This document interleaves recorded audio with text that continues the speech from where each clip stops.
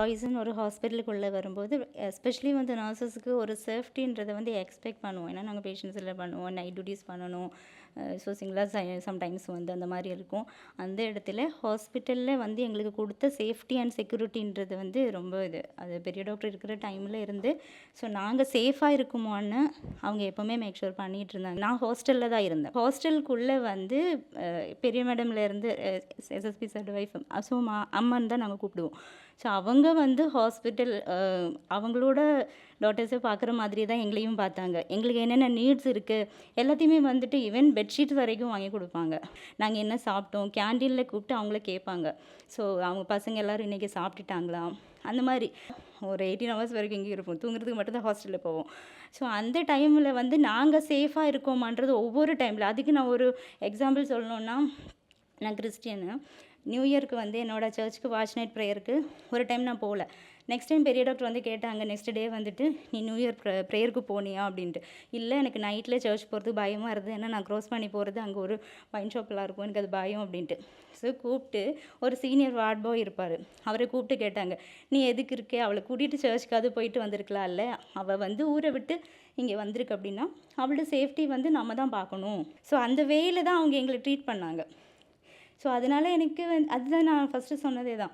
இந்த 20 years 21 years நாங்கள் தாண்டிட்டோம் அப்படின்னா என்னோடய ஜூனியர்ஸ்க்கு நான் எப்போவுமே சொல்லுவேன், அந்த டைமுக்கு நாங்கள் இப்போ வந்து ஜாயின் பண்ணும்போது எங்களுக்கு இருந்த அந்த சேஃப்டியும் செக்யூரிட்டியும் தான் இன்னும் எங்களை இங்கே இருக்க வைக்கிது. ஹாஸ்பிட்டல் சப்போர்ட் தான் எனி இந்த கிரிட்டிக்கல் ஸ்டேஜில் எல்லாத்துலேயுமே எங்களுக்கு சப்போர்ட்டிவாக இருப்பாங்க. ப்ளஸ் எங்களுக்கு வந்து மோட்டிவேஷன் அதுதான் கிரிட்டிக்கல் எதுவாக இருந்தாலும் நாங்கள் வீட்டுக்கு போயிட்டால் கூட டேரக்டர்ஸ் எல்லோரும் வீட்டுக்கு போயிட்டாலும் நாங்கள் ஃபோன் பண்ணி கேட்போம். கிரிட்டிக்கல் ஸ்டேஜில் கால் பண்ணி கேட்கும்போது அவங்க வந்து எதுவாக இருந்தாலும் சொல்லுங்கள் நாங்கள் ஹெல்ப் பண்ணுறோம் அப்படின்னு சொல்லுவோம். அதே மாதிரி பண்ணியிருக்காங்க. போயிட்டு அப்படியே விட்டுடுறது இல்லை, திரும்பவும் கால் பண்ணி கேட்பாங்க. ஏதாவது 1 hour பேஷண்ட் வந்து கொஞ்சம் ப்ராப்ளம் வரும், அதையும் ஃபேஸ் பண்ணி எங்களுக்கு செக்யூர் பண்ணி பார்த்துக்குவாங்க. எலக்ட்ரிஷனாக அன்றைக்கி வந்ததுலேருந்து நான் அப்போ வந்து இவ்வளோ கொஞ்சம் ஆர்கனைசேஷன் கொஞ்சம் பெருசாக வளர்ந்துட்டு இருந்தது. ஸோ அப்போதுலேருந்து பார்த்தீங்கன்னா டாக்டர் வந்து டாக்டர் சிவமுருகன் சரி, doctor Soundarapandian sir, doctor Ravi Subramaniam sir எல்லாமே பார்த்தீங்கன்னா ஒரு நல்ல ஒரு மோட்டிவேஷன் பண்ணுவாங்க. ஒரு விஷயங்கள் நம்ம தெரியலன்னு சொன்னால் அதை கற்றுக்கிட்டு வந்து எனக்கு இது வந்து செய் அப்படின்னுவார். முருகன் சார் இல்லை உனக்கு தெரிஞ்சதுன்னா நீ வந்து படி அப்படின்னு சொன்னார். அதுக்கப்புறமும் நான் கிண்டியில் போயிட்டு கொஞ்ச நாள் படிச்சுட்டு இருந்தேன். ஸோ அதுக்கு எனக்கு லீவும் வந்து எல்லாம் ரெடி பண்ணி கொடுத்துருந்தாரு. ஸோ மற்ற இடத்துல விட இங்கே வந்து என்னென்னா ஒரு ஸ்டாஃபை வந்து நிறைய கற்றுக்கிறதுக்காக நிறைய விஷயங்களை பிளாட்ஃபார்மாக இதை யூஸ் பண்ணிக்கலாம். நான் வந்து 2 இயர்ஸ்லேயே எனக்கு வந்து நைட் டியூட்டி போட்டாங்க. அப்போ என்னோடய சீனியர்ஸ் நிறைய பேர் இருந்தாங்க. நான் அவங்களுக்கு நைட் டியூட்டி போடல. அப்போது டாக்டர் ரவி டாக்டர் சொல்லியிருக்காங்க, இல்லை நைட் டியூட்டி அவங்களுக்கு போட்டுருங்க, அவங்க பண்ணிவிடுவாங்க தனியாக சவிதா அப்படின்னு சொல்லியிருக்காங்க. அதுக்கப்புறமும் எந்த ஒரு விஷயம்னாலும் நான் பண்ணுவேனான்னு நான் யோசிக்கிறதுக்கு முன்னாடியே எனக்கு அந்த போஸ்டிங் ஆகட்டும், ரெஸ்பான்சிபிலிட்டி ஆகட்டும் டாக்டர்ஸ் கொடுப்பாங்க என் மேலே அவங்க நம்பிக்கை வச்சு. அந்த நம்பிக்கை வச்சதுனாலேயே நான் வந்து இன்னும் நல்லா பண்ணணும், பெஸ்ட்டாக பண்ணணும் அப்படின்னு நான் நினைப்பேன். அது இல்லாமல் மற்ற ஹாஸ்பிட்டல் மாதிரி இங்கே கிடையாது. ஆப்பர்ச்சுனிட்டி இப்போ எங்களுக்கு இதெல்லாம் கிடைச்சதுனால தான் அது எங்களால் பண்ண முடிஞ்சதுன்னு எங்களுக்கு தெரிஞ்சது.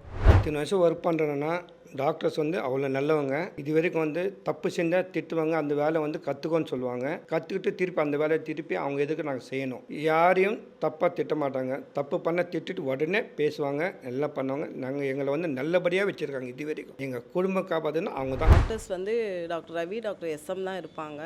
அவங்க நைட்டு ஓபி முடிச்சுட்டு வீட்டுக்கு போயிடுவாங்க. ஸோ நைட் டியூட்டி எங்களுக்கு எதனா ப்ராப்ளம் இருந்தாச்சுன்னா எனி டைம் நாங்கள் மிட் நைட் கால் பண்ணாலும் எங்களுக்கு ஃபோன் எடுத்து ஆன்சர் பண்ணுவாங்க. எதனா ப்ராப்ளம்னா உடனே வந்து அட்டென்ட் பண்ணிடுவாங்க. 28 இயர்ஸாக அங்கே ஒர்க் பண்ணிகிட்ருக்கேன். எனக்கு வந்து என்னுடைய ஃபேமிலி என்னுடைய குடும்பம் இது வந்து எனக்கு வந்து ஒரு கோவிலாக தெரியுது. எனக்கு வந்து நான் வீட்டில் இருந்ததை விட அதிகமாக வந்து அங்கே தான் 80% இங்கே தான் இருக்கேன். நான் என்னுடைய பிள்ளைங்களும் சரி, என்னுடைய ஃபேமிலியும் சரி, ஏன் வந்து நல்லா படிச்சுட்டு தான் இருக்காங்க. அவங்களும் வந்து ஒரு இதுக்கு வருவாங்க. அதனால் எனக்கு வந்து ஒரு எக்ஸ்ரே வந்து தெரியல அப்படின்னா எனக்கு பொசிஷன் பண்ணி காமிப்பாங்க. நம்ம டாக்டர்ஸ் வந்து டைரக்டர்ஸ் சரி வந்து சொல்லிக் கொடுப்பாங்க. படிக்கிறதுக்கும் எனக்கு வந்து நிறைய வந்து ஊக்கப்படுத்தியிருக்காங்க. எனக்கு வந்து நான் நிறைய வந்து எக்ஸ்பீரியன்ஸ் எனக்கு நிறைய கிடைக்கிது. வெளியில் வந்து நான் வந்து ஒரு சின்ன கிளினிக்கல் தான் ஒர்க் பண்ணிகிட்டு இருந்தேன். அங்கேருந்து இங்கே வந்து எனக்கு வந்து ஏகப்பட்ட இது வளர்த்துருக்கேன். நான் என்னுடைய திறமைகளை நான் வந்து கொஞ்சம் கொஞ்சமாக வெளிக்கொண்டு வந்து நான் வளர்த்துட்டு வந்துட்டுருக்கேன். அது யார் காரணம்? நம்மளுடைய டைரக்டர்ஸு, நம்மளுடைய இது ஓனர்ஸு, நம்மளுடைய கன்சல்டன்ட்டு, சர்ஜன், இவங்க தான் எனக்கு வந்து ஒரு துணையாக இருந்து என்னை வழி நடத்திட்டு கொண்டு போகிறாங்க. வந்து 10 இயர்ஸ் ஆகிடுச்சு. ஸோ நான் இன்டர்வியூ அட்டன் பண்ண வந்த புதுசில் ரவி சார் தான் அப்போ எங்களுக்கு அட்டன் பண்ணுவாங்க. ஸோ அப்போ எவ்வளோ வருஷம் ஒர்க் பண்ணுவோமா அப்படின்னு கேட்கும்போது, தெரில சார், நான் ஒரு 6 மந்த் 1 இயரில் போயிடுவேன் அப்படின்னு சொன்னப்போ, ஏமா அப்படின்னா, இங்கே ஜாப் எப்படி இருக்கும் தெரில சார், பயமாக இருக்குது அப்படின்னு சொன்னப்போ நான் ஃப்ரெஷ்ஷாக வந்து ஜாயின் பண்ணேன். ஸோ அப்போ அதெல்லாம் ஒன்றும் இல்லைம்மா, நீ நல்லா ஆன்சர் பண்ணுற, நீ நல்லா ஒர்க் பண்ணேன், பார்த்துக்கலாம், நல்லா என்கரேஜ் பண்ணார். ஸோ அது எனக்கு இங்கே இருக்க தோணுச்சு. அப்புறம் நான் வந்த புதுசுலேயே நிறைய கற்றுக்கிட்டதுனால மேம் கூட, சுட்டி மேம் கூட என்னை நிறைய கொஷின்லாம் கேட்டப்போ நிறைய ஆன்சர்லாம் பண்ணப்போ நல்லா என்கரேஜ் பண்ணாங்க மேம். ஸோ அது பிடிச்சிருந்தது. ஒரு 17 வருஷமாக அங்கே ஒர்க் பண்ணியிருக்கேன். 17 வருஷம் ஆகுது. ஆனால் எங்கள் வேலை, எங்களுக்கு கொடுக்குற வேலை கரெக்டாக செஞ்சுருவோம். எந்த கம்ப்ளைண்ட் இருந்தால், எந்த கம்ப்ளைண்ட் வரவும் பார்த்துக்குவோம். அதேமாரி நேர்மையாகவும் பேஷண்ட்டுக்கிட்டலாம் அன்பாகவும் பழகி நல்லா ஒர்க் பண்ணுறதுனால இவ்வளோ வருஷமாக நாங்கள் காலத்து ஓட்டுன்னு இருக்கோம்.